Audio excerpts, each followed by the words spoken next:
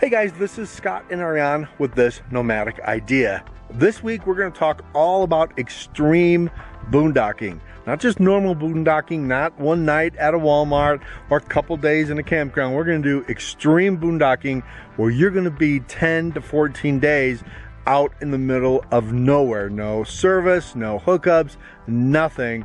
We've been in Moab now for a week in the desert, and we're going to tell you exactly what gear we use and how to use the resources around you to have you stay just a little bit longer. You got to watch this video.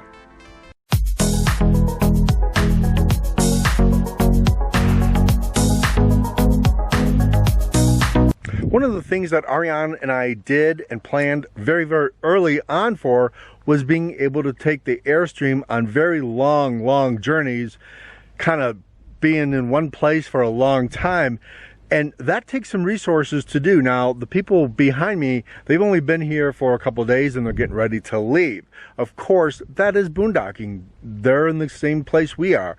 But we didn't want to just be in one place for just a few days. We wanted to extend our stay for as many days as we wanted to. So there's really a few things that you're going to need when you're boondocking all the time. So that's going to be electricity.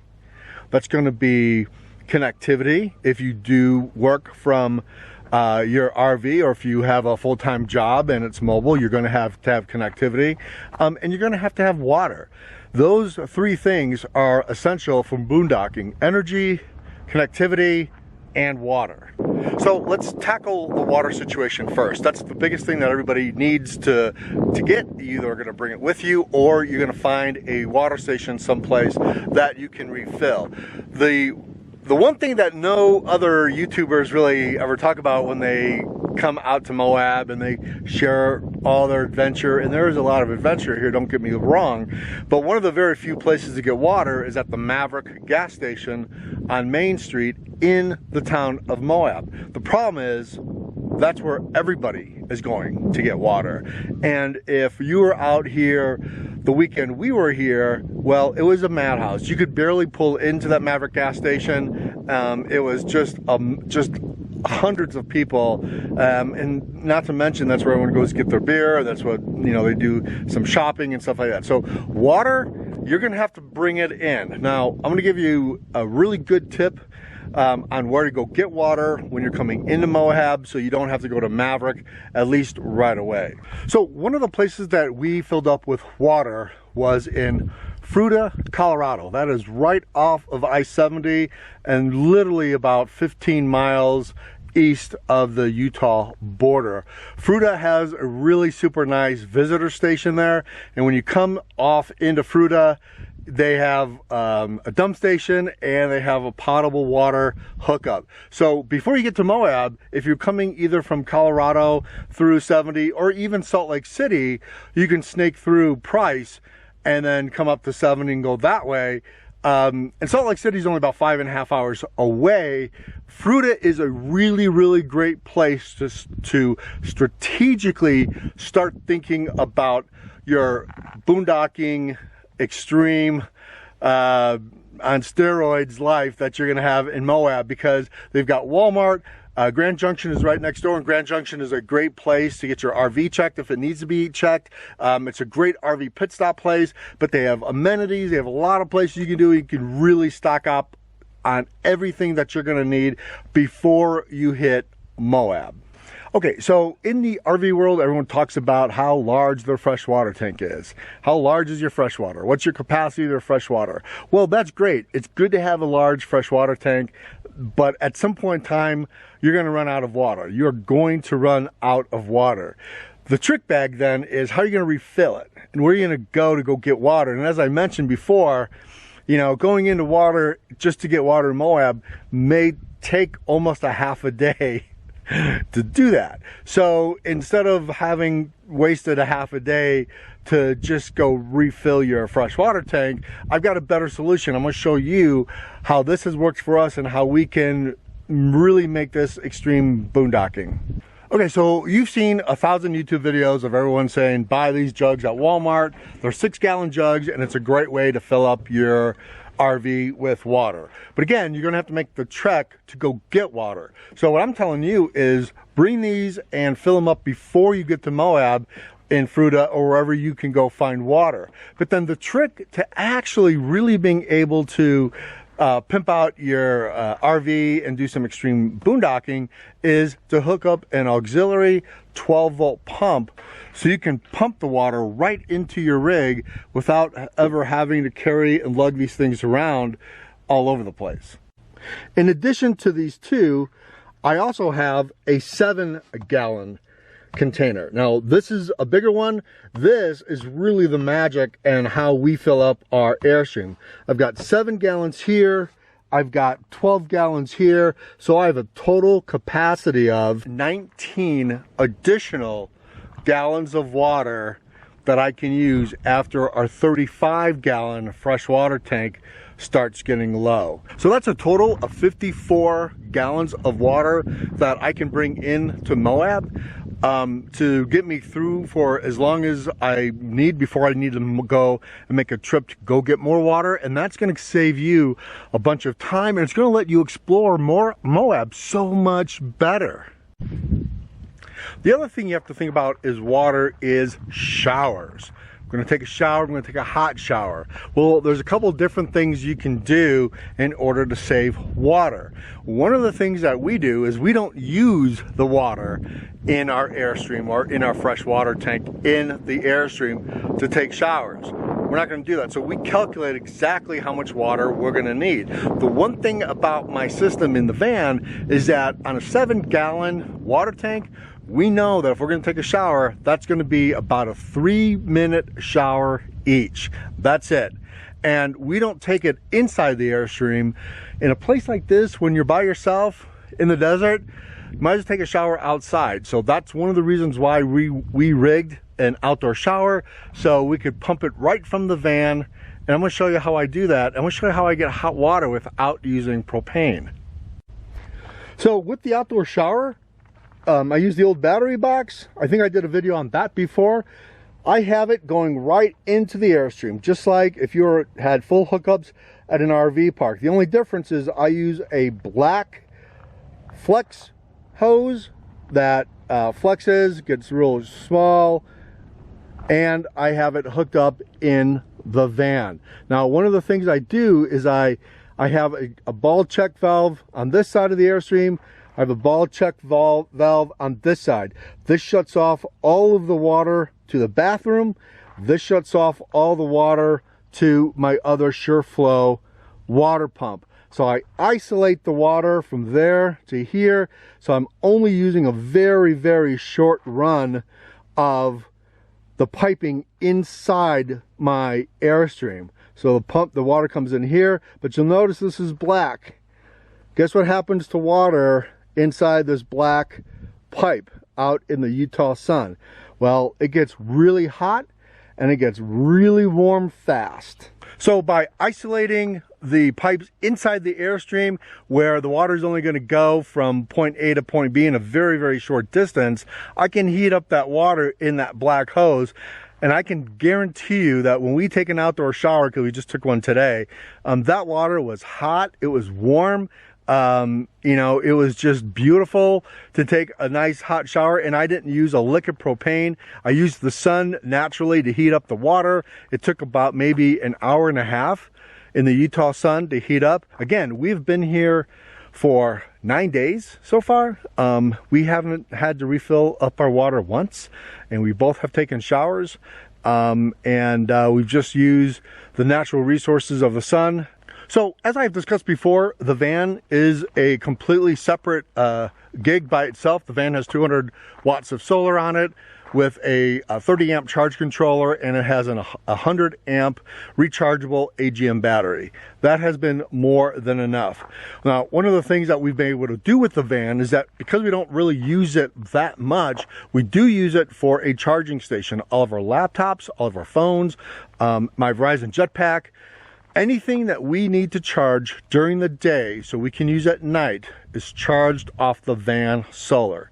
We run nothing in that Airstream except our refrigerator that purely runs 100% on solar. We do not use propane to run our refrigerator, and we haven't had any issues whatsoever doing that way. Of course, we have a smaller refrigerator. The refrigerator puts out maybe 4 amps an hour, draws 4 amps an hour, and it's a very low voltage refrigerator. And yes, we do have a freezer, and yes, we can make ice with solar. One of the things that we do, however, we do have some guidelines with how we run the refrigerator. In full disclosure, we do not run our refrigerator 24 hours a day. We do run it the majority of the day, but when we go to bed at night, sometimes about 10:30 at night, we shut the refrigerator off. The refrigerator goes back on at 6 o'clock in the morning. You might say, well, Scott, how do you keep your stuff cold and fresh? Well, we do. We just don't open up the refrigerator again. It's much like if your power goes out at your house, they tell you keep the refrigerator door closed, right? A well-insulated refrigerator, your stuff is going to be pretty cold in the morning time. We run the generator in the morning to get our refrigerator going, and then we hook it up back on solar. So let me explain to you how we run our generator methodically and how that works with our solar. So our solar gig is pretty straightforward. We have 500 watts of solar on the Airstream with a 40 amp charge controller, and we have about 425 amp hours of batteries. So that usually does very well with us. We don't really have that much of a problem. What we do find out though is that we really do have a big battery drawdown, usually between the hours of 1 and 4 o'clock in the morning. So we have left our refrigerator on all night with just running off of our batteries, and it does get down to a level that just we don't want it to get down even close to 50%. So you know, we don't do that. And so we have found that if we turn off our refrigerator late at night, then we have never had a problem. We've never had anything spoil, come close to spoiling, nothing. And to be honest with you, it kind of saves battery energy too. Remember, those batteries are working overtime, and if they don't need to work, why put them through that effort? So we turn off a refrigerator usually about 10 o'clock at night, sometimes later, sometimes 11 o'clock. And at that point in time, I will get up at around 6:30 in the morning, 7 o'clock. Most of the time, generally, most of your parks and national forest campgrounds tell you that you can only run your generator after 7 o'clock in the morning. Some are later. You abide by the rules, and whatever they say, that's what you do. So out here, it's usually about 7 o'clock in the morning. I'll start the generator, I plug in the refrigerator, and I run the generator for about 2 hours. Really, that's about it. And then the solar kicks right back in, and by noon, I'm at 100% battery capacity with the refrigerator going. Now out here, when the sun goes down, like, so usually it goes down right over the mountain behind you. It goes down at about, 6 o'clock, maybe 6:30. We're pretty, we're not getting any solar anymore. And so like around 7 o'clock, I will turn on the generator. So I'll run the generator usually between maybe like 7 and 9 o'clock, but not that long. Just to kind of keep the refrigerator going and give it that extra few hours before I turn it off for the night. So one of the things I noticed that a lot of YouTube channels don't mention about Moab or boondocking, or, oh my God, you come out here and, camp in Moab for free, all that stuff. Yeah, that's all true. But one of the things that they don't tell you about is you're going to have to deal with an element that is very, very aggravating, and that's dust. There's just, I can't even tell you how much dust is out here. You're gonna have dust in your nose. You're gonna have dust in every crack and orifice that you ever thought you could have. You're gonna have dust in your rig. You're gonna have dust in your tow vehicle. It is dust, dust, dust. And yeah, solar is fine, and everyone talks about their solar system, but one of the things they never tell you is that how the heck are you getting up and down off of your Airstream or your van every day to wipe off your solar panels? Because dust isn't good for solar panels. I got the telescope ladder. It's called the Line Ladder. That's the manufacturer. The Line Ladder is awesome. Weighs 35 pounds, It compacts very, very small, lightweight. It's a aluminum alloy type base construction material. It's extremely durable, and it's easy to pack in the van. Has it paid for itself? Absolutely, it has paid for itself. So I think the nice thing about the Lion Ladder is that you can buy them different lengths, 9 or 12 feet. We bought the 9-foot one. But what I really like about it, it tells you when each step is locked in place. So you feel safe to get up on it. Can hold a lot of weight. But what I really like about it is that it comes down by itself.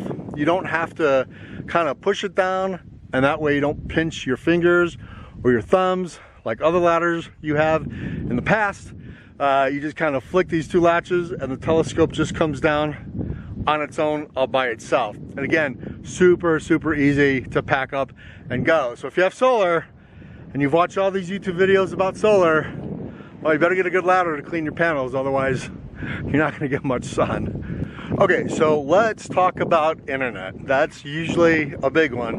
And when you come out here and you have to work, you're gonna need internet. Or at least you're gonna wanna have internet, right? So one of the things that I did a video on early, and again, it has worked really well. We did not buy the $500 WeBoost. We didn't buy the 600 or big RV package WeBoost, but they did.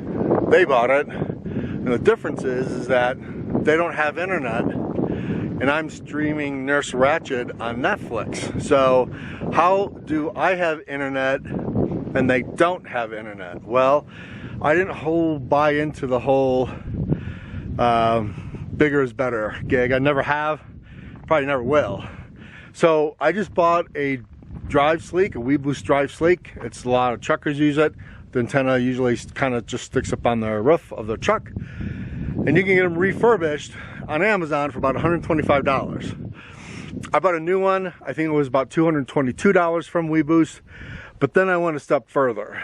So it's not a very complicated piece of equipment to handle, but it does require a directional antenna if you want fast internet. So I bought the WeBoost 4G directional antenna, and in conjunction with an iOS app called Open Signal, when I have cell service, before I came in down here, I looked to find out where the Verizon towers were. The nice thing is the Open Signal app gives you your GPS location. They're easy to find. Green is good, red is bad. So green towers mean better strength, red towers mean weaker strength.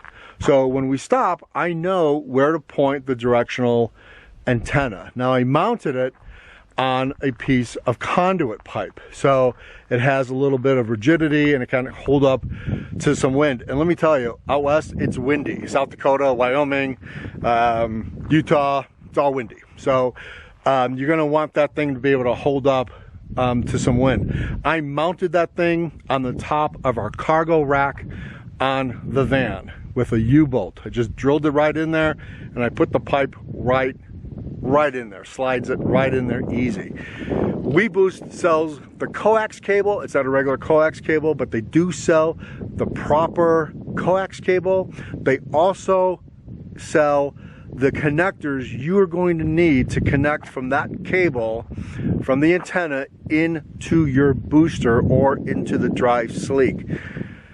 That's how I do it, and I've been able to reach download speeds up to 50 meg with my Verizon jetpack, and I was lucky. I got the unlimited jetpack or the plan for $65 a month, and I've been pretty lucky, and we use that quite a bit to work and every once in a while to stream Netflix or watch a movie.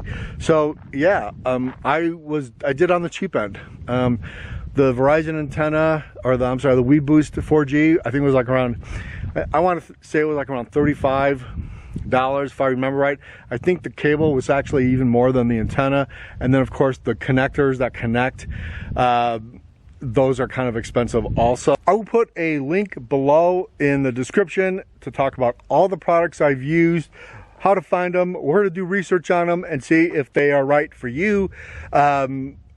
again, you know, do your own research. You have to kind of figure out your own lifestyle. Don't copy someone else's, because some things work for others, they may not work for you. So go and check them out. And if you think, hey, that's a pretty good idea, we'd appreciate it. So we will talk to you later. See you on our next adventure. Bye.